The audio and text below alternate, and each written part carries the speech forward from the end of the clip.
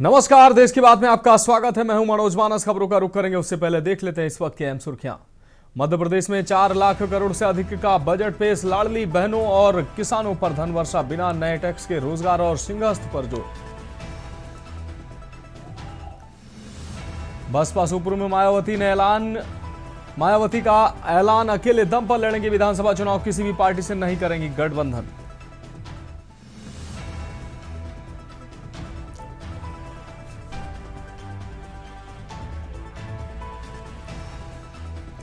राहुल गांधी का मोदी सरकार पर वार, कहा चीनी प्रोडक्ट दिखाए गए। यूपी चुनाव से पहले सियासी तापमान हाई, आरएसएस प्रमुख मोहन भागवत ने की योगी से मुलाकात। रायपुर मिनी स्टेडियम ननूर खेड़ा में सीएम धामी, मुख्यमंत्री चैंपियनशिप ट्रॉफी 2025-26 का समापन समारोह में हुए शामिल। और मुरैना में विवाद के बाद युवक की हत्या, रास्ता निकालने को लेकर दो पक्षों में हुआ था विवाद। रास्ता रोककर युवक को मारी गोली, कई दिन से चल रहा था विवाद। आप देख रहे हैं के न्यूज, खबरों का सारथी। और अब खबरें विस्तार से। हम खबर से बुलेटिन की शुरुआत करेंगे। द्रौपदी मुर्मू ने विशाखापत्तनम तट पर आयोजित अंतर्राष्ट्रीय, आपको बता दें, बेड़ा समीक्षा 2026 में भाग लिया है। इस भव्य आयोजन ने भारत की बढ़ती समुद्री शक्ति और वैश्विक नौसैनिक सहयोग को प्रदर्शित किया। राष्ट्रपति ने आईएनएस सुमेधा से 71 भारतीय और विदेशी युद्धपोतों के विशाल बेड़े का निरीक्षण किया। इस अवसर पर भारतीय नौसेना की सामरिक क्षमता, आधुनिक तकनीकी और अंतर्राष्ट्रीय साझेदारी की मजबूती का प्रदर्शन किया गया।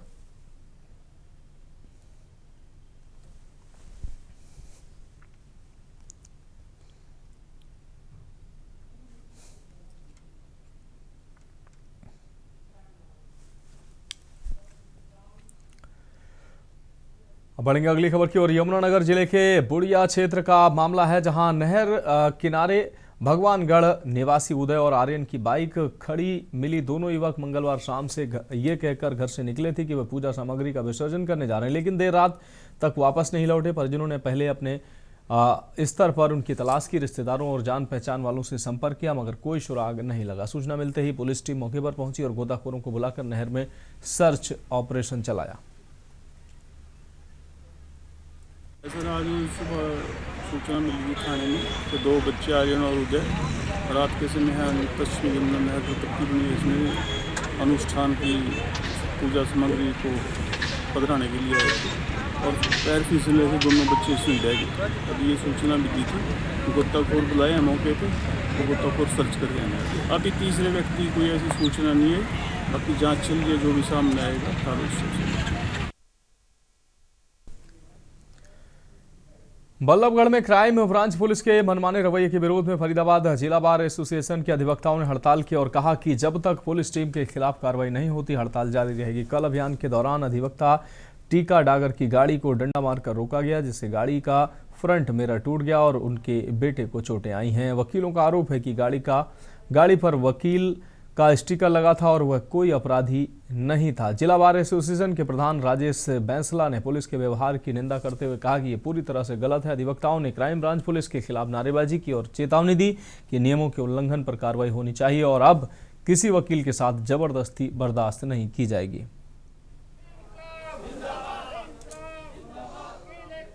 हम वकीलों के साथ लगातार चलता आ रहा है। ये जब तक इनके खिलाफ कार्रवाई नहीं होगी तो हमारा प्रोटेस्ट वकील साथियों का जारी रहेगा, इसीलिए जल्दी से जल्दी कार्रवाई होनी चाहिए। पुलिस वालों की बिल्कुल गलत बात है, गाड़ी तोड़ना, बच्चे को डंडे मारना, ये कोई तरीका नहीं है। कल की हमने दरखास्त दी हुई है, उस दरखास्त के ऊपर अभी तक कोई संज्ञान नहीं लिया गया। उनके सबके नाम उजागर करें, कौन कौन वो लोग थे, और उनके नाम उजागर करने के बाद उनके खिलाफ FIR करें और उनको अरेस्ट करें। देखिए, कल शाम को हमारे जनरल सेक्रेटरी है टीका डागर, इनका बेटा है, वो बल्लभगढ़ से जा रहा था किसी काम से। पुलिस के द्वारा गलत तरीके से रोककर, बच्चा था रुक रहा था, वो उसे ना थोड़ी सी आ गया, उसके ऊपर लाठियां बरसा दी, उसकी गाड़ी तोड़ दी और मतलब उसने ऐसा कुछ नहीं किया जिसकी वजह से उसकी पूरी गाड़ी तोड़ दी। और वो इतना घबरा गया बच्चा कि अगर वो घबराहट में गाड़ी कहीं मार भी सकता था, कुछ और भी गलत हो सकता था। उस कंडीशन में फिर उसने अपने फादर साहब के पास फ़ोन किया, टीका डागर के पास। टीका गया, मौके पे देखा, पुलिस वालों से पूछा कि भाई क्या बात होगी, उसे देख के पुलिस वाले वहां से चले गए मौके से। अगली खबर पंचकुला से, जहां क्राइम ब्रांच सेक्टर 26 ने इंचार्ज इंस्पेक्टर दलीप सिंह के नेतृत्व में चोरी के आरोपी गुरसेवक सिंह को गिरफ्तार किया। आरोपी की निशानदेही पर 11 चोरीशुदा वाहन बरामद किए गए हैं। आरोपी के खिलाफ पहले भी चोरी के मामले दर्ज हैं और उसे न्यायालय में पेश कर न्यायिक हिरासत में भेजा गया है। डीसीपी मनप्रीत सिंह सूदन ने कहा कि पुलिस वाहन चोरी जैसी वारदातों में सख्त कार्रवाई कर रही है और नागरिकों से सतर्क रहने की अपील की।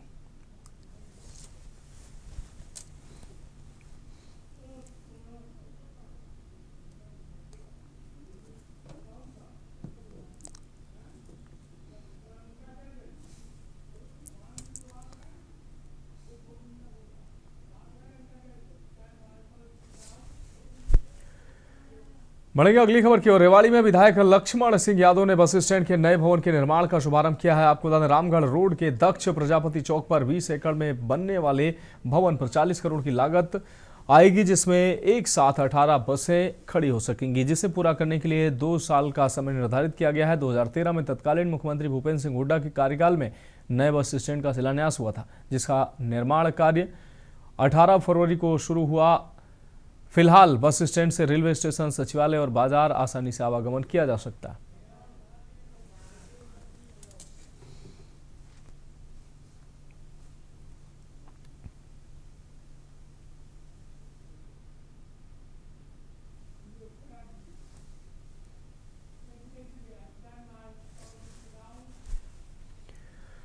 सिरसा नगर परिषद चुनाव में आज कई घंटों तक हाई वोल्टेज ड्रामा चलता रहा। दरअसल सिरसा नगर परिषद में 32 वार्ड हैं और वाइस चेयरमैन के चुनाव में कांग्रेस और बीजेपी में कड़ा मुकाबला देखने को मिल रहा था। हालांकि कांग्रेस और आजाद पार्षदों ने 20 की संख्या बल दिखाई थी, लेकिन विपक्षी पार्षदों ने जिला प्रशासन पर चुनाव नहीं करवाने का आरोप लगाया।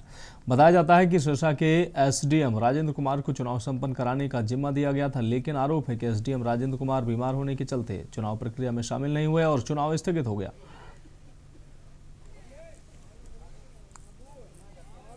भारतीय जनता पार्टी एनडीए गठबंधन का आप लोगों ने पूरी परेड देख ली। जहां धार्मिक प्रचार कर रहे थे वो कि इनका कोरम पूरा नहीं, इनके पास बहुमत नहीं था, इसलिए कैंसिल।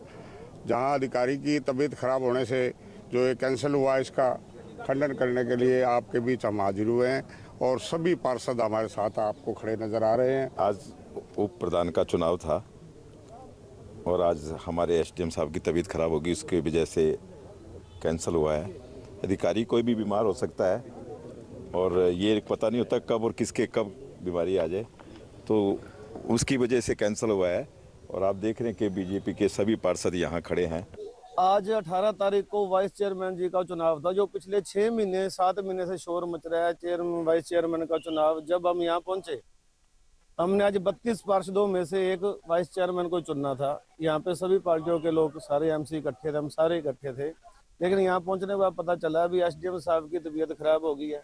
ये सभी पार्टी के लोग एक ही नारा लगाते हैं, जय श्री राम, और मैं भी आज इसी नारे के साथ जय श्री राम का नारा लगाता हूँ। लेकिन जय श्री राम आज वही लोग लगाते हैं, सिर्फ भारतीय जनता पार्टी के लोग। बढ़ेंगे अगली खबर की ओर। सिरसा जिले के विभिन्न क्षेत्रों में अल सुबह हुई हल्की बूंदाबांदी से फसलों को बड़ा फायदा मिला है। कृषि अधिकारी इस बारिश को रबी फसलों के लिए वरदान बता रहे हैं, वहीं किसान भी खुशी जता रहे हैं। कृषि उप निदेशक डॉक्टर सुखदेव कंबोज ने बताया कि सुबह की बूंदाबांदी से गेहूं की फसल को संजीवनी मिली है और फुटाव बेहतर होगा। उन्होंने किसानों से अपील की है कि वह कृषि विशेषज्ञों की सलाह के अनुसार ही सिंचाई करें।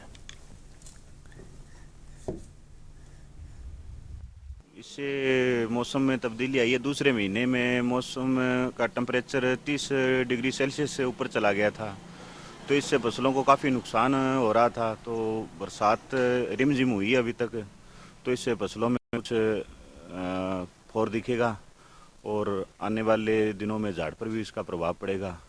और दूसरा, जैसे नहर की बंदी थी तो किसानों को ट्यूबवेल और इधर उधर तोड़ रहे थे। जिला सिरसा के अंदर रबी क्रॉस में गेहूं का हमारा 2,98,000 हेक्टेयर के अंदर रकबा बिजाई किया गया था, और जो सरसों का मस्टर्ड का है वो 64,000 हेक्टेयर के अंदर, चना हमारे यहाँ 3,000 हेक्टेयर के अंदर है, और जो बारले जौ है वो 2,000 हेक्टेयर के अंदर बिजाई किया गया है। ये देर रात को जो बूंदाबांदी हुई है ये सभी फसलों के लिए वरदान है, प्रत्येक फसल में इसमें लाभ मिलेगा।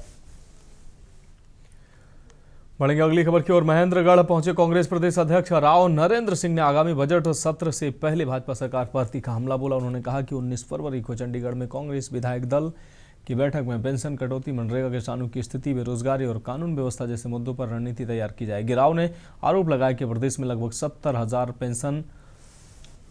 पेंशनें और लाखों बीपीएल राशन कार्ड काटे गए हैं, जिससे बुजुर्ग और गरीब प्रभावित। उन्होंने अमेरिका के साथ केंद्र सरकार की ट्रेड डील से किसानों के हितों को खतरा बताते हुए हरियाणा में बेरोजगारी और लोक सेवा आयोग की भर्तियों पर सवाल उठाया।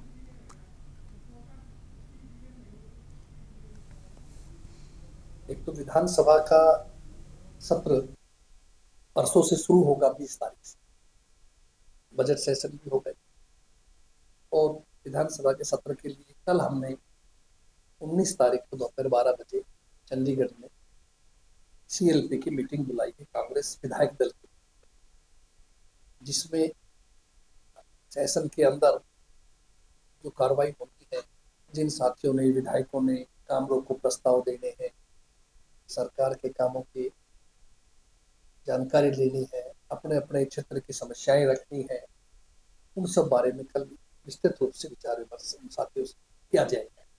और एक मनरेगा को खास तौर से लेकर के और तो प्रदेश के अंदर ज्वलंत मुद्दे हैं, जैसे लगभग 70,000 लोगों की पेंशन का काटा जाना। बढ़ेंगे अगली खबर की ओर। खबर अमृतसर से, जहां पंजाब की राजनीति में केंद्रीय मंत्री रवनीत सिंह बिट्टू के हालिया बयानों को लेकर गर्माहट है। कांग्रेस के वरिष्ठ नेता डॉक्टर राजकुमार बेरका ने मीडिया से कहा कि बिट्टू के बयानों में सच्चाई कम और सत्ता की चापलूसी ज्यादा है। बेरका ने कहा कि बिट्टू राज्यसभा की अवधि समाप्त होने के डर से बेबुनियाद आरोप लगा रहे हैं और किसानों को खालिस्तानी कहने जैसे बयान पूरे पंजाब और किसानों का अपमान है। उन्होंने बीजेपी से माफी और बिट्टू के खिलाफ सख्त कार्रवाई की मांग की है। कांग्रेस हमेशा किसानों के पक्ष में खड़ी रही है और नवजोत कौर सिद्धू के बयानों का कांग्रेस से कोई संबंध नहीं। बिट्टू वालों अज एक बयान दिता गया कि प्रियंका गांधी के खिलाफ दिल्ली पुलिस कमिश्नर की शिकायत देनी है। सब तो पहला तो इस बयान को तुसीं किद्दां देखदे हो? देखो, मेनली गल है चमचागिरी की हद हुंदी है। जिस तरह सियासत दे विच ये बिट्टू गिर रहा है और उस तरह मैं कभी नहीं देखा। उसका कारण यह है कि बिट्टू जी की राज्यसभा की टाइम पूरा हो रहा है और ये भी खबर है कि बिट्टू जी नूं हुण विदाई की तरफ अगे वधा रही है बीजेपी। उस गल तो पहले उन्होंने राहुल गांधी ते अटैक किया, अज उन्होंने प्रियंका गांधी के ऊपर ये झूठे इल्जाम लगाए हैं। भोपाल में मध्य प्रदेश की मोहन यादव सरकार ने वित्त वर्ष 2026-27 के लिए लगभग 4,38,000 करोड़ का बजट, अब तक का सबसे बड़ा बजट पेश किया। वित्त मंत्री जगदीश देवड़ा ने महिलाओं, किसानों, युवाओं और बुनियादी ढांचे पर विशेष जोर देने वाला ये बजट प्रस्तुत किया और कोई नया कर नहीं लगाया। बजट में लाडली बहना योजना के लिए लगभग 23,882 करोड़, महिला कल्याण योजनाओं पर 1 लाख करोड़, मुख्यमंत्री किसान कल्याण योजना के लिए 5,500 करोड़ और 1 लाख सोलर पंप देने की घोषणा की। शिक्षा क्षेत्र में 8वीं तक के विद्यार्थियों को मुफ्त ट्रेट्रा पैक दूध और स्वास्थ्य सेवाओं के लिए लगभग 23,747 करोड़ रुपए खर्च किए जाएंगे, जिसमें नए अस्पताल और मेडिकल कॉलेज खोलने की योजना शामिल है। शहरी विकास और इंफ्रास्ट्रक्चर पर भी जोर देते हुए शहरों के आधुनिकीकरण, मेट्रो विस्तार, ई बस संचालन और लगभग 10 लाख नए घरों का निर्माण लक्ष्य रखा गया। बजट कई मामलों में हम कह सकते हैं कि एक समृद्ध बजट है, संतुलित बजट है, जिसमें प्रदेश का भौगोलिक रूप से भी ध्यान रखा गया है, समाज के सभी वर्गों की इसमें चिंता की गई है और मुख्य रूप से माननीय प्रधानमंत्री जी जिन 4 वर्गों की बात करते हैं, उन चारों वर्गों के हितों को इसमें समाहित किया गया है। इंफ्रास्ट्रक्चर की दृष्टि से देखें तो उसमें भी अपने आप में ये अत्यंत समृद्ध बजट है। अगली खबर भोपाल से, जहां मध्य प्रदेश सरकार ने अपने नए बजट में विकास और सामाजिक सुरक्षा का खाका खींच दिया है। लाडली बहना योजना के लिए करीब 24,000 करोड़ और सिंहस्थ 2028 की तैयारियों के लिए 13,000 करोड़ से अधिक का प्रावधान कर सरकार ने अपने भविष्य के इरादे साफ कर दिए। मुख्यमंत्री डॉक्टर मोहन यादव ने घोषणा की है कि राज्य सरकार किसी भी जन कल्याणकारी योजना को बंद नहीं कर रही है और वर्ष 2027 तक लाडली बहना योजना की राशि बढ़ाई जाएगी। उन्होंने कहा कि जो वादे किए हैं उन्हें पूरी प्रतिबद्धता से निभाया जाएगा। सरकार बनने के बाद से 1 रुपए का भी नया टैक्स नहीं बढ़ाया गया है और कर व्यवस्था में बेहतर प्रबंधन किया गया है।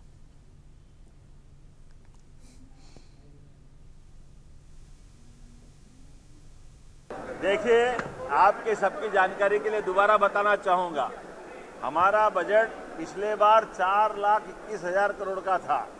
इस वर्ष 4,38,300 करोड़ से ऊपर का है।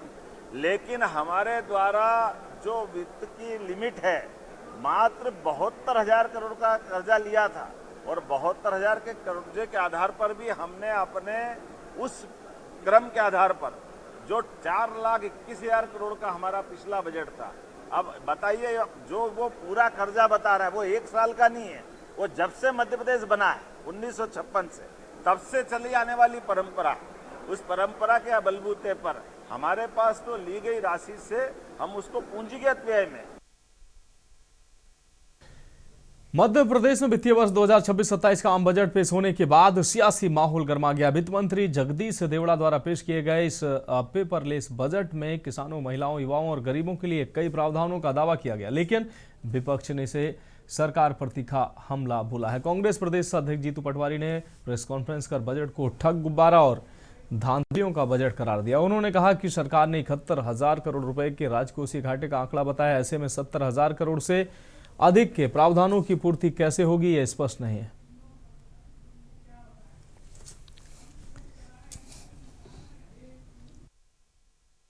हाँ, उससे भी भयावह स्थिति ये होगा, ये बोला, बिल्कुल सच है।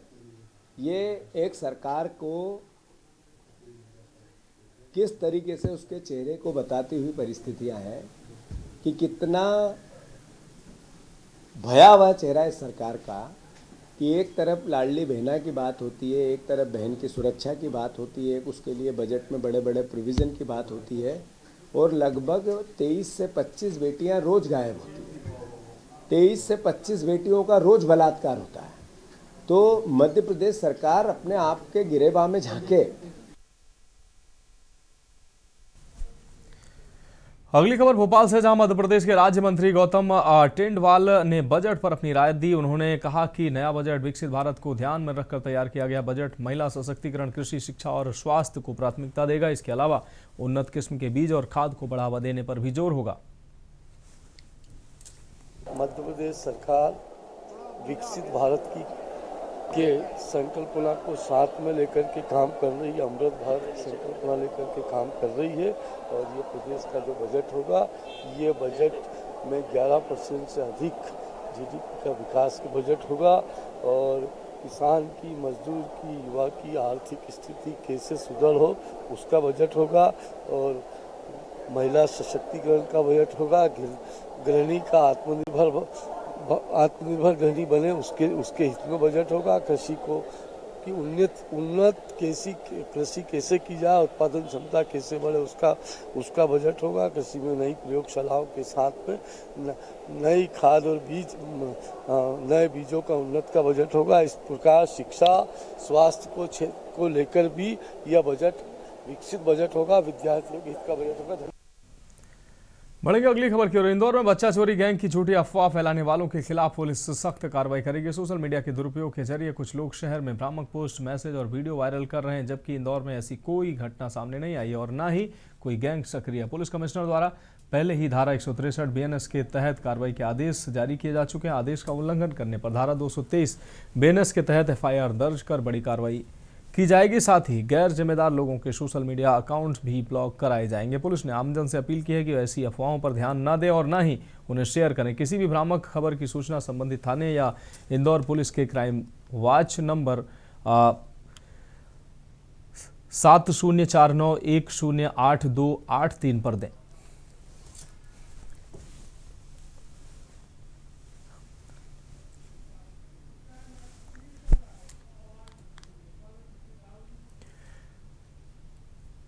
अगली खबर भोपाल से, जहां बजट को लेकर खेल एवं सहकारिता मंत्री विश्वास सारंग ने इसे अत्यंत व्यवस्थित, विकास उन्मुख और कल्याणकारी बजट बताया। उन्होंने कहा कि यह बजट आर्थिक अनुशासन का पालन करते हुए प्रदेश में विकास और जन कल्याण के नए आयाम स्थापित करेगा। डबल इंजन सरकार के माध्यम से विकास की गति और तेज होगी तथा वर्ष 2047 तक प्रधानमंत्री नरेंद्र मोदी के विकसित भारत के संकल्प को साकार करने में मध्य प्रदेश की सार्थक भूमिका सुनिश्चित करेगा।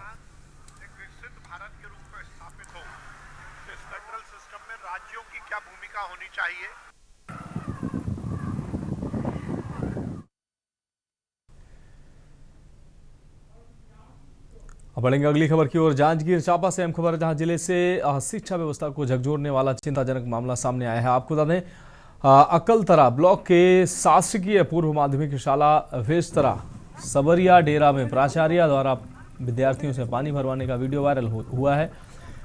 स्कूल के इन मासूम बच्चों से बाल्टी में पानी भरवा कर ढुलाया जा रहा है। जिन हाथों में पेन कापी होनी चाहिए उनमें पानी से लबालब बाल्टियां नजर आ रही हैं। ये दृश्य न केवल शिक्षा प्रणाली पर सवाल खड़े करता है, बल्कि बच्चों के मौलिक अधिकारों पर का भी घोर उल्लंघन है।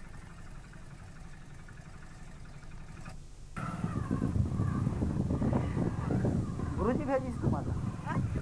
कौन भेजे पानी पर? कौन भेजे इस पानी पर?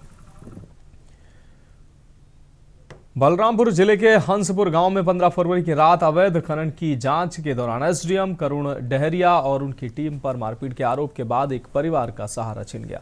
पुलिस ने एसडीएम समेत 4 लोगों को हिरासत में लेकर जांच शुरू की है, लेकिन स्थानीय लोग जवाबदेही और निष्पक्ष कार्रवाई की मांग कर रहे हैं। सर्व आदिवासी समाज और ग्रामीण सड़क पर उतर आए और मुआवजा, सरकारी नौकरी और कड़ी कार्रवाई की अपील करते नजर आए। विपक्ष ने भी सरकार से जवाब मांगा है।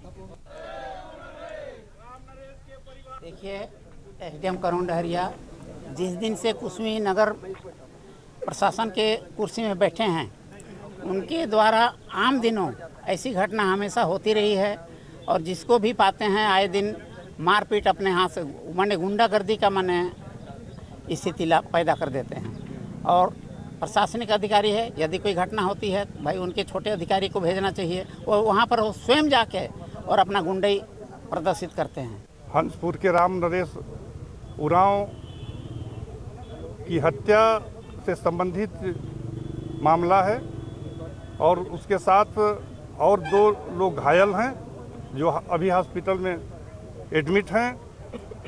हम सभी लोगों का मांग है कि उस परिवार को प्रशासन के द्वारा न्याय मिले।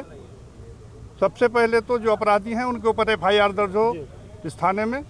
एफआईआर दर्ज होने के बाद उनको गिरफ्तार किया जाए। रायगढ़ के थाना लेलूंगा में 2 नाबालिग बालिकाओं ने अपने परिजनों के साथ उपस्थित होकर लेलूंगा निवासी युवक प्रकाश उर्फ राहुल पैंकरा के खिलाफ दुष्कर्म की रिपोर्ट दर्ज कराई है। आरोपी ने प्रेमजाल में फंसाकर बालिकाओं को बुलाया और एक सहेली से भी अनाचार किया है। घटना की जानकारी वरिष्ठ पुलिस अधीक्षक शशि मोहन सिंह के संज्ञान में आती, उन्होंने तत्काल एसडीओपी धर्मजयगढ़ को कार्रवाई और पीड़िताओं की निजता का विशेष ध्यान रखने के निर्देश दिए। थाना प्रभारी उप निरीक्षक गिरधारी साहू की निगरानी में लेलूंगा पुलिस ने रिपोर्ट दर्ज होने के 12 घंटे के भीतर मुख्य आरोपी प्रकाश और सहयोगी जय किशन धोबा को गिरफ्तार कर न्यायिक रिमांड पर जेल भेज दिया।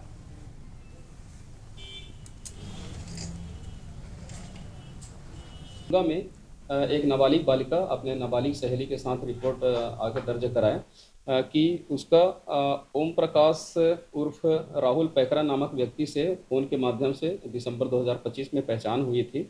14 फरवरी के दिन ओम प्रकाश उर्फ राहुल पैकरा के द्वारा इनको लेलूंगा में बुलाया गया, जिससे ये अपने नाबालिग सहेली के साथ लेलूंगा आई, जहां से आरोपी ओम प्रकाश उर्फ राहुल पैकरा अपने एक दोस्त जय किशन धाबो के साथ मोटरसाइकिल में आया और मोटरसाइकिल में इन लोगों को बैठा के ग्राम सोनाजोरी ले गया।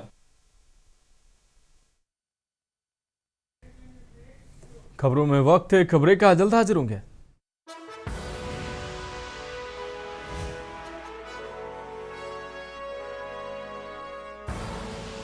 आप देख रहे हैं के न्यूज़, खबरों का ब्रेक के बाद देश की बात में एक बार फिर से आपका स्वागत है। रुक करेंगे अगली खबर का। बलरामपुर के हंसपुर गांव में हुई मारपीट और 62 वर्षीय व्यक्ति की मौत के मामले में कुसमी एसडीएम करुण डहरिया को छत्तीसगढ़ शासन ने सिविल सेवा नियमों के तहत तत्काल प्रभाव से निलंबित कर दिया। घटना के बाद प्रशासन ने कड़ी कार्रवाई करते हुए आरोपी एसडीएम के खिलाफ पुलिस ने अपराध दर्ज किया है और उन्हें गिरफ्तार कर न्यायालय के आदेश पर जिला जेल भेजा गया। इस निलंबन की कार्रवाई से जिले में प्रशासनिक महकमे में हलचल मच गई।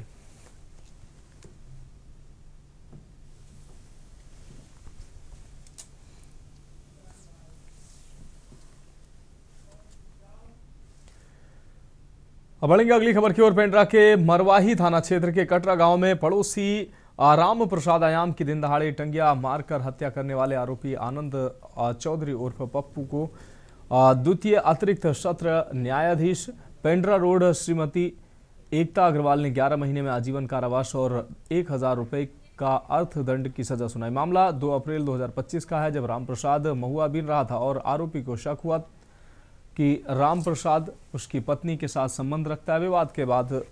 विवाद के दौरान आनंद ने लोहे की रॉड टंगिया से गर्दन पर वार किया, जिससे रामप्रसाद की मृत्यु हो गई। परिजनों ने तुरंत पुलिस को सूचना दी और आरोपी को बाद में गिरफ्तार किया गया। मामले में शासन की ओर से पैरवी अतिरिक्त लोक अभियोजक कौशल सिंह ने की।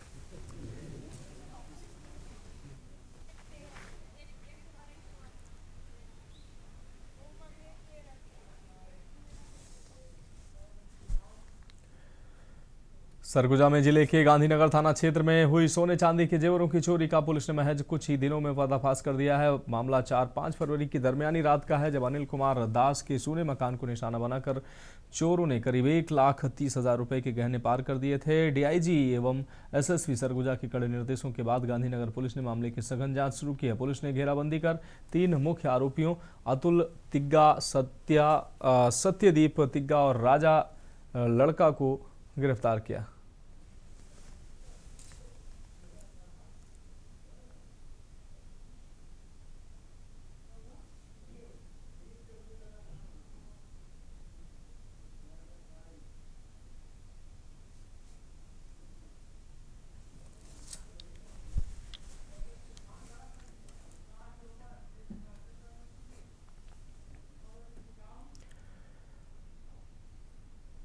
बढ़ेंगे अगली खबर की ओर। रायगढ़ में एसएसपी शशि मोहन सिंह के निर्देशन में चलाए जा रहे विशेष अभियान ऑपरेशन शंखनाद के तहत लेलुंगा पुलिस ने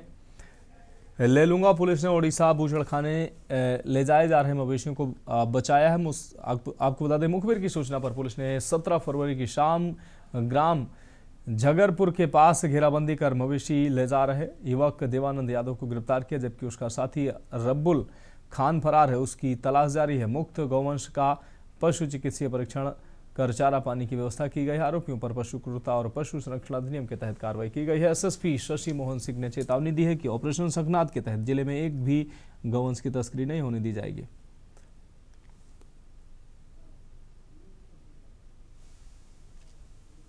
ऑपरेशन शंखनाद के तहत लगातार गौ तस्करों के ऊपर कार्रवाई की जा रही है। इसी क्रम में पुलिस को सूचना प्राप्त हुई थी कि आमपाली झगरपुर मार्ग होते हुए एक व्यक्ति के द्वारा गौवंश को क्रूरतापूर्वक मारते और हाँकते हुए उड़ीसा की ओर ले जाया जा रहा है। इससे तत्काल पुलिस टीम मौके पर पहुंची और झगरपुर के पास मार्ग में देखे एक युवक गौवंश को हाँकते हुए ले जा रहा था। उसको हिरासत में लेकर पूछताछ करने पर उसने रब्बुल खान के साथ गौवंश तस्करी करने की बात कबूल की। सरगुजा जिले में आगामी बोर्ड परीक्षाओं को ध्यान में रखते हुए पुलिस प्रशासन ने सख्ती बरतने का निर्णय लिया है। 18 फरवरी 2026 को अंबिकापुर में नगर पुलिस अधीक्षक राहुल बंसल, एसडीएम फागेश सिन्हा और तहसीलदार उमेश्वर बाज की उपस्थिति में बैठक आयोजित कर सभी डीजे संचालकों, मैरिज गार्डन और होटल प्रबंधकों को निर्देश दिए गए कि रात 10 बजे के बाद डीजे नहीं बजाया जाएगा। डीजे संचालक से पहले विधिवत अनुमति लेना अनिवार्य होगा और ध्वनि स्तर निर्धारित मानकों के भीतर ही रखना होगा। धार्मिक भावनाओं को ठेस पहुंचाने वाले संगीत पर सख्त कार्रवाई की चेतावनी दी गई।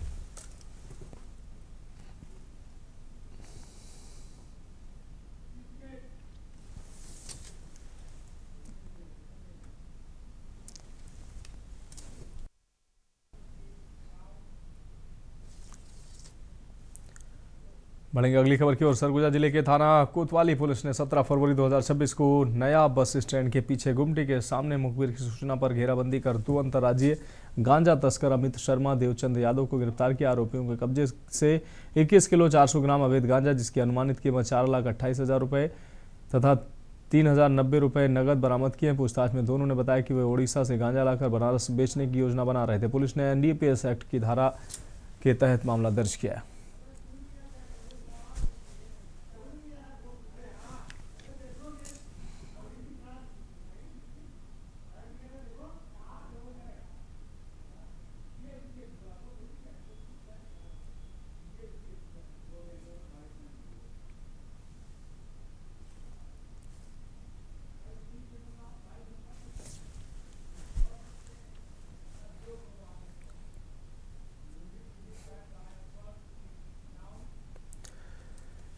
बढ़ेंगे अगली खबर की ओर। खबर लखनऊ से है, जहां RSS प्रमुख मोहन भागवत ने लखनऊ में CM योगी से उनके आवास पर मुलाकात की। RSS के शताब्दी वर्ष को लेकर कार्यक्रमों की श्रृंखला में मोहन भागवत लखनऊ के 2 दिवसीय अहम दौरे पर हैं। संघ प्रमुख ने अपने यूपी प्रवास के दौरान संगठन विस्तार और सामाजिक समरसता पर खास फोकस रखा। संघ के शताब्दी वर्ष कार्यक्रम के तहत सामाजिक समरसता और संगठन विस्तार पर जोर दिया। भागवत ने मंदिर, कुआं और शमशान सभी हिंदुओं के लिए बिना भेदभाव खुले रहने का आह्वान किया।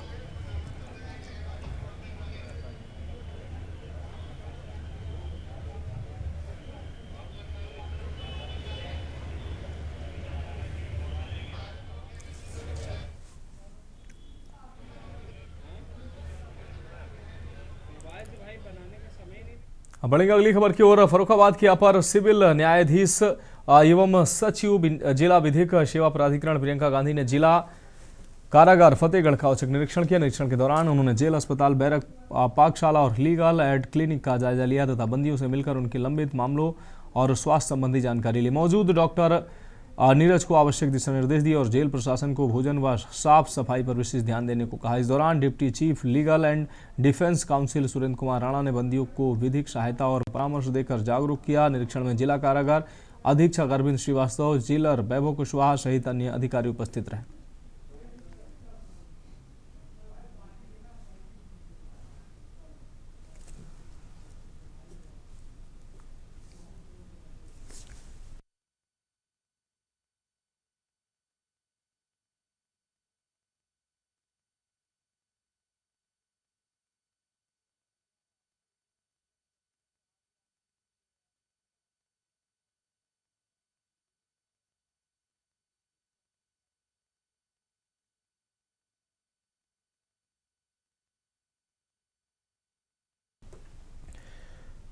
बढ़ेंगे अगली खबर की ओर। फर्रुखाबाद में कड़ी प्रशासनिक सख्ती के बीच यूपी बोर्ड की हाई स्कूल एवं इंटरमीडिएट परीक्षाएं पहले दिन शांतिपूर्ण ढंग से संपन्न हुई। नकलविहीन और शुचितापूर्ण परीक्षा के लिए जिलाधिकारी आशुतोष कुमार द्विवेदी के निर्देशन में व्यापक तैयारियां की गई थी। प्रथम पाली में हाई स्कूल की परीक्षा में 24,694 पंजीकृत परीक्षार्थियों में से 23,124 ने परीक्षा दी, जबकि 1,570 अनुपस्थित रहे। वहीं द्वितीय पाली में इंटरमीडिएट हिंदी सामान्य परीक्षा में 21,429 में से 20,1202 ने परीक्षा छोड़ दी। इस प्रकार कुल 46,123 पंजीकृत परीक्षार्थियों ने में से कार्यालय स्थित कंट्रोल रूम से दी गई।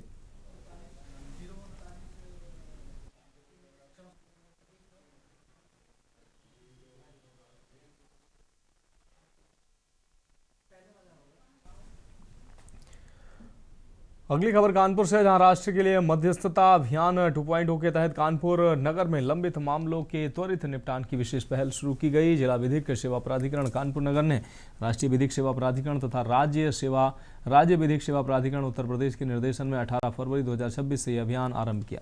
इसका उद्देश्य तालुका, जिला एवं उच्च न्यायालय में लंबित मामलों का मध्यस्थता के माध्यम से शीघ्र और सौहार्दपूर्ण समाधान करना, मध्यस्थता को कम खर्चीला, समय बचत और संबंधों को सुरक्षित रखने वाला तंत्र बताते हुए विभिन्न मामलों, दुर्घटना एवं मोटर वाहन दावे, वैवाहिक व घरेलू हिंसा प्रकरण, चेक बाउंस व वाणिज्यिक विवाद मामलों में निपटान पर विशेष जोर दिया जा रहा है। आज जो एक DLSA को एक नई व्हीकल मिली है और जिला विधिक सेवा प्राधिकरण की ओर से एक मेगा शिविर का आयोजन किया जा रहा है, उसकी प्रचार प्रसार के लिए हमने एक रैली निकाली है। और क्योंकि एक नई गाड़ी हमारी संस्था को उपलब्ध कराई गई है सालसा द्वारा, तो उसका भी इनॉग्रेशन जिला विधिक सेवा प्राधिकरण के अध्यक्ष द्वारा आज करा गया है। उसी की खुशी में आज हम लोगों ने ये रैली रखी थी। ज्ञापन क्या उद्देश्य रहेगा और इसको किस तरीके से सहायता होगी लोगों की? ये हमारा जो मेगा शिविर है 22 तारीख को छत्रपति शाहू जी महाराज के यहाँ पे इसको ऑर्गेनाइज किया जा रहा है। वहाँ पे निर्धन लोग, स्त्रियाँ, दिव्यांग जनों को सम्मानित किया जाएगा। जो जन कल्याणकारी जो भी हमारी क्या कहते हैं योजनाएं चल रही हैं उनको, उनके बारे में शिविर लगाया जा रहा है, उनसे उनको अवगत कराया जाएगा।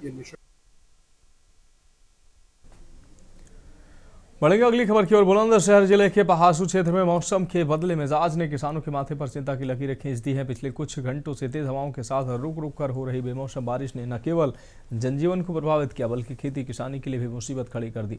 इस समय खेतों में आलू और सरसों की फसलें तैयार होने की स्थिति में है, लेकिन अचानक हुई इस बरसात ने समीकरण बिगाड़ दिए। आलू के खेतों में पानी भरने से फसल के गलने और खराब होने का डर सता रहा है। पहासू क्षेत्र के स्थानीय किसानों का कहना है कि उन्होंने कर्ज और कड़ी मेहनत से फसलें तैयार की थी, लेकिन कुदरत के इस कहर ने सब कुछ दांव पर लगा दिया।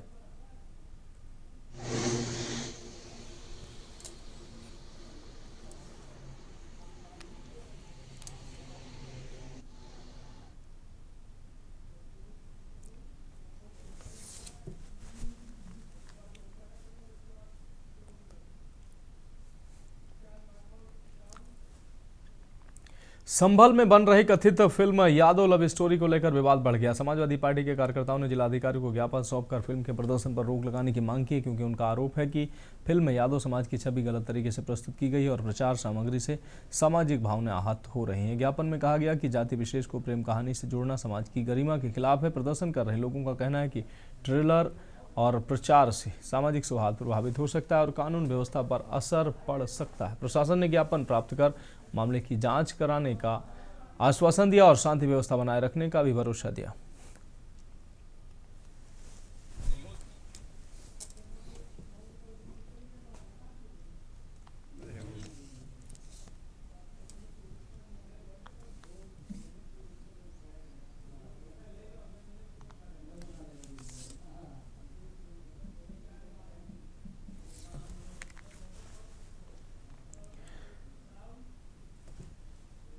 बढ़ेंगे अगली खबर की ओर। फिरोजाबाद में विश्व यादव परिषद ने फिल्म यादव की लव स्टोरी का विरोध करते हुए मुख्यमंत्री को ज्ञापन सौंपा। परिषद के प्रदेश अध्यक्ष राहुल यादव, एडवोकेट और पदाधिकारियों ने जिलाधिकारी के माध्यम से ज्ञापन दिया, जिसमें आरोप लगाया गया कि ओम ठकुरानी प्रोडक्शन की फिल्म के पोस्टर, ट्रेलर और सोशल मीडिया प्रचार में यादव समाज को आपत्तिजनक तरीके से दिखाया गया है।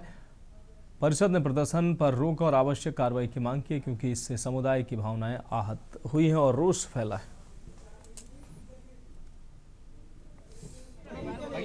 हम डीएम साहब से ये अभी जो मूवी निकाली है यादव जी की लव स्टोरी, और मैं आपको बता देना चाहता हूँ ये जात बिरादरी का नाम देने से क्या मतलब है। ना तो लड़की इसमें यादव है, ना लड़का इसमें यादव है, डायरेक्टर प्रोड्यूसर कोई भी यादव नहीं है, फिर भी यादव की लव स्टोरी निकाल दी है। मैं ये समझ रहा हूँ यहाँ तक कि इसमें भी कोई ना कोई राजनीति है। तो हमारा कहने का मतलब ये है भाई, राजनीति ना करें समाज को लेकर, चाहे हमारी समाज हो चाहे और भी समाज हो, किसी भी जात के ऊपर ये मूवी नहीं बनाए आगे चल के, और इसका तो हम बाइकआउट करेंगे, किसी कीमत पर रुकेंगे नहीं। ये मूवी हम किसी भी कीमत पर यहाँ पर चलने नहीं देंगे। यहाँ पर दंगा, अगर ये मूवी चलेगी तो दंगा होने की संभावना है, इसके जिम्मेदार डीएम साहब होंगे। तो ये ज्ञापन दिया है, क्या आश्वासन मिला आपको उसमें? आश्वासन ये मिला है कि मुख्यमंत्री के लिए ज्ञापन भेज दिया जाएगा और इस पर वो फिरोजाबाद जिले में बैन कर दी जाएगी। ठीक। अब बढ़ेंगे अगली खबर की ओर। ग्रेटर नोएडा प्राधिकरण ने भनौता गांव में 30,000 वर्ग मीटर जमीन पर चल रहे अवैध निर्माण को ध्वस्त कर दिया है। इसमें 8,000 वर्ग मीटर अधिग्रहित जमीन भी शामिल थी, जिसकी अनुमानित कीमत 60 करोड़ रुपए है। सीईओ एनजी रवि कुमार के निर्देश पर वर्क सर्किल 2 की टीम ने बुलडोजर के खसरा 238 और 239 पर प्लॉटिंग हटाई। प्राधिकरण ने दोबारा निर्माण करने पर कानूनी कार्रवाई की चेतावनी दी।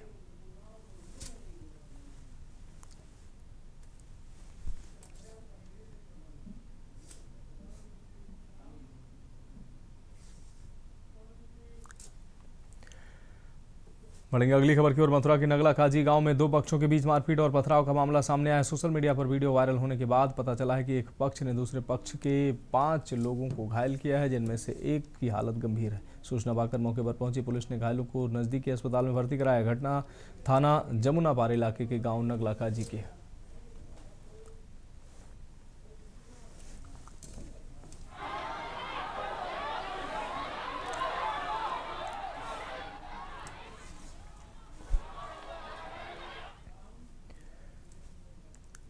सुल्तानपुर के हलियापुर थाना क्षेत्र के रामपुर बबुआन गांव में इंटरमीडिएट की 17 वर्षीय छात्रा लक्ष्मी सेन ने परीक्षा के तनाव में आकर आत्महत्या कर ली। मृतका का शव घर में फांसी के फंदे पर लटका मिला। लक्ष्मी अयोध्या जिले के कुमारगंज थाना क्षेत्र स्थित गायत्री विद्या मंदिर से पढ़ाई कर रही थी। परिजनों के अनुसार वो पिछले कुछ दिनों से परीक्षा के तनाव में थी। घटना की सूचना मिलने पर पुलिस ने शव को कब्जे में लेकर पोस्टमार्टम के लिए भेज दिया है। क्षेत्राधिकारी बल्दी शराय आशुतोष कुमार ने बताया कि प्रथम दृष्टया ये मामला आत्महत्या का प्रतीत होता है।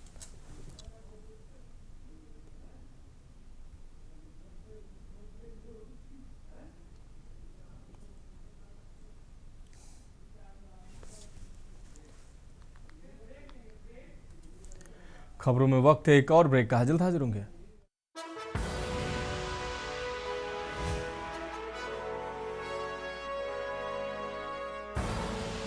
आप देख रहे हैं के न्यूज, खबरों का सारथी।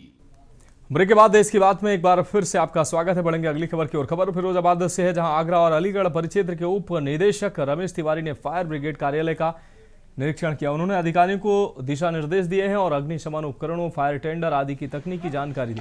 रमेश तिवारी ने बताया कि अग्निशमन विभाग हर प्रकार की घटनाओं से निपटने के लिए तैयार रहता है। फायर कर्मी 24 घंटे काम कर रहे हैं और सेवा भाव से लोगों की जान बचाने के लिए कार्यरत हैं।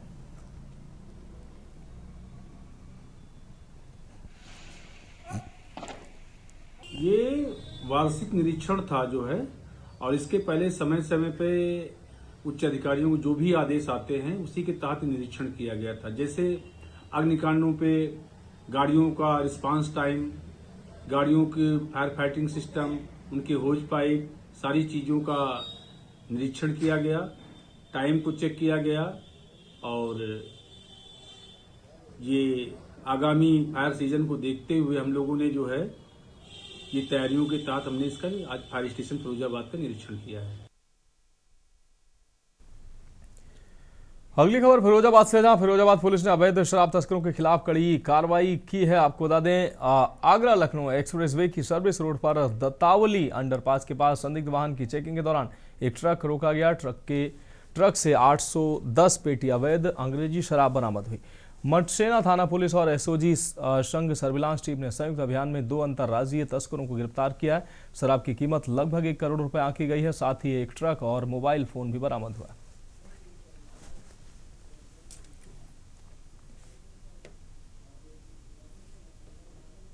देखिए, मटसेना पुलिस और एसओजी सर्विलांस टीम की संयुक्त प्रयास से कुल 810 पेटी अवैध शराब, जिसकी अनुमानित कीमत 1 करोड़ रुपए से ज़्यादा है, ये आगरा लखनऊ एक्सप्रेस वे के पास दत्तावली अंडरपास से एक ट्रक से ये अवैध शराब 810 पेटी बरामद की गई है।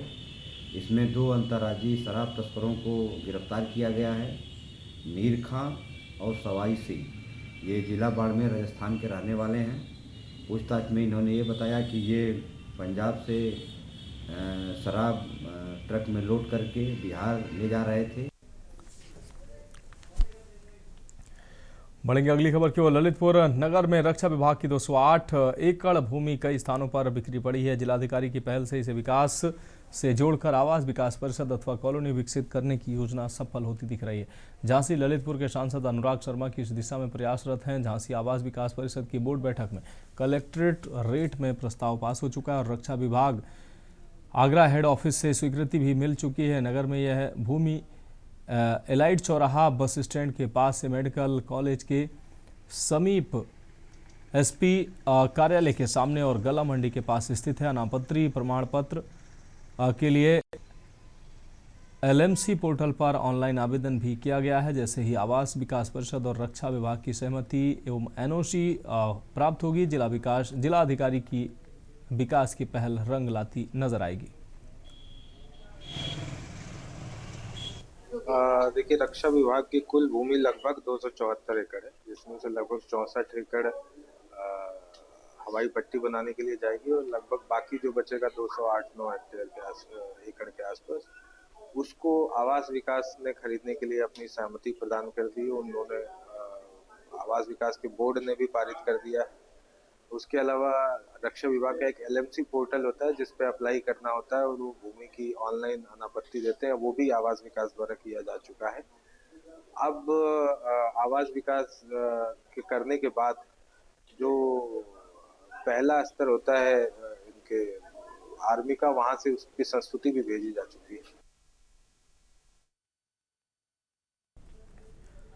बलिया में जिलाधिकारी मंगला प्रसाद सिंह ने जिला अस्पताल और महिला अस्पताल का औचक निरीक्षण कर स्वास्थ्य व्यवस्थाओं का जायजा लिया। उन्होंने मरीजों से बातचीत की, उपलब्ध दवाओं और जांच सुविधाओं की जानकारी ली। जिलाधिकारी ने कड़ी नाराजगी व्यक्त करते हुए डॉक्टर और नर्सिंग स्टाफ को नोटिस जारी करने के निर्देश दिए और मरीजों की शिकायतों के निवारण का आदेश दिया। उन्होंने अस्पताल में बाहर की दवा न लिखे जाने, भीड़ नियंत्रण करने, टोकन प्रणाली लागू करने और सफाई व पार्किंग की व्यवस्था सुधारने के निर्देश दिए हैं। जिलाधिकारी ने कहा कि गरीब और असहाय मरीजों को निःशुल्क व समुचित इलाज सुनिश्चित किया जाए।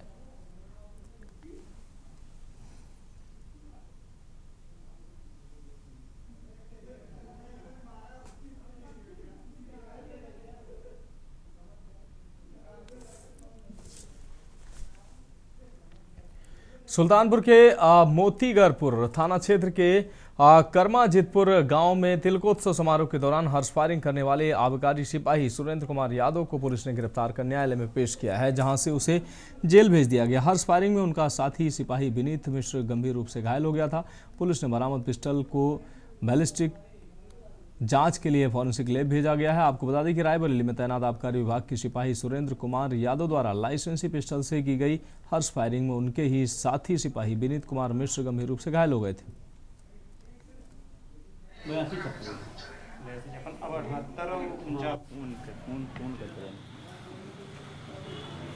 दिनांक 16 फरवरी 2026 को थाना मोतीगरपुर पर एक सूचना प्राप्त हुई कि थाना क्षेत्र के ग्राम कर्माजीतपुर में एक हर्ष फायरिंग हुई।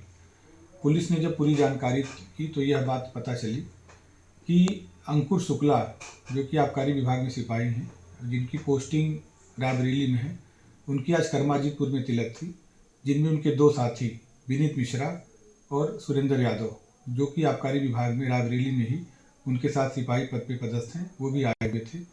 सुरेंद्र यादव ने अपने लाइसेंसी पिस्टल से हर्ष फायर किया, जिससे उनके साथी विनीत मिश्रा घायल हो गए। प्राथमिक उपचार के उपरांत डॉक्टर ने हायर सेंटर रेफर किया, जहां पे पता करने पर वह खतरे से बाहर बताए जा रहे हैं। पुलिस ने अभियोग पंजीकृत कर लिया है, आवश्यक कार्रवाई की जा रही है। बढ़ेंगे अगली खबर की ओर। ललितपुर की नगरपालिका परिषद में तैनात राजस्व निरीक्षक सीमा कुशवाहा ने नगरपालिका अध्यक्ष सोनाली जैन के पति विवेक जैन और उनके ससुर पर अभद्रता करने का गंभीर आरोप लगाया। सीमा ने बताया कि आकस्मिक और मेडिकल अवकाश के बाद जैसे ही वह अध्यक्ष के चेंबर में गए, उन्हें काम न करने का आरोप लगाकर चेंबर से बाहर भगा दिया गया। उन्होंने ये भी कहा कि जो कार्य राजस्व निरीक्षक द्वारा असेसमेंट और नामांतरण के लिए होते हैं, वे अब सफाई कर्मचारी और अधीक्षक चपरासी द्वारा कराए जा रहे हैं। सीमा ने आरोप लगाया कि उन्हें 3 वार्ड कार्य दिए गए थे, जबकि दूसरे राजस्व निरीक्षक आशुतोष को कोई वार्ड नहीं मिले, जबकि दोनों 2 वर्षों से कार्यरत हैं। वहीं नगर पालिका अध्यक्ष सोनाली जैन ने आरोपों को गलत बताया।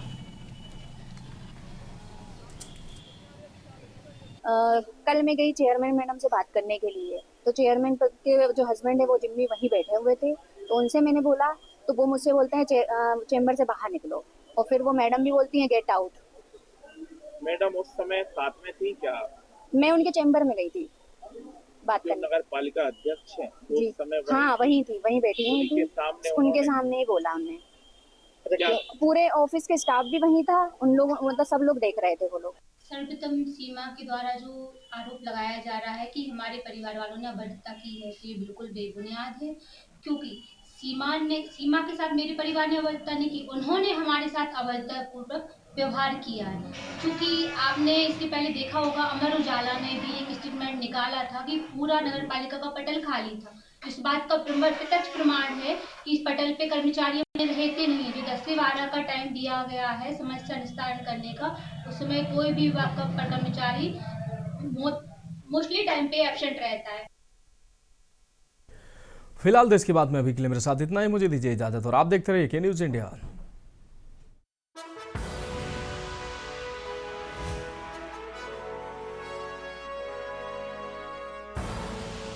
आप देख रहे हैं के न्यूज, खबरों का सार।